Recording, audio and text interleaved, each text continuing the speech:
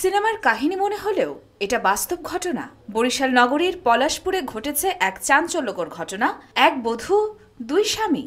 পটুয়াখালীর মেজবাউদ্দিনের অভিযোগ, তার স্ত্রী শান্তা ইয়াসমিন তমা এনজিওতে চাকরির অজুহাতে বরিশালে গিয়ে অন্য এক যুবকের সাথে গোপনে সংসার শুরু করেন।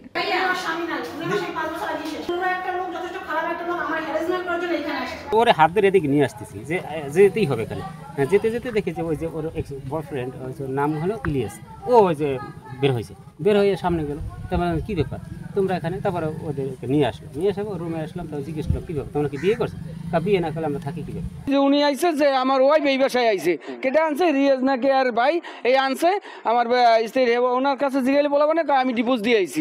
তার বইনে কইলে আমরা সরা কাবিন পড়াইছি, কাজীর কাছে প্রমাণ আছে, কাজী আইতে আছে। প্রথম স্বামীকে কিছুই না জানিয়ে প্রেমিক ইলিয়াস গাজীর সাথে এক ছাদের নিচে বসবাস শুরু করেন তমা। অবশেষে মঙ্গলবার সকালে বরিশালের পলাশপুর কলোনিতে স্ত্রীকে হাতে নাতে ধরে ফেলেন মেজবা। মানুষজন জড়ো হলে তমা প্রেমিকের হাত ধরে সেখান থেকে উধাও হয়ে যান। তবে প্রথম স্বামীকে তালাক না দিলেও দ্বিতীয় বিয়েকে বৈধ দাবি করছেন শান্তা তমা। অন্যদিকে ঘটনাস্থল থেকে পালিয়ে যান তথাকথিত দ্বিতীয় স্বামী ইলিয়াস গাজী।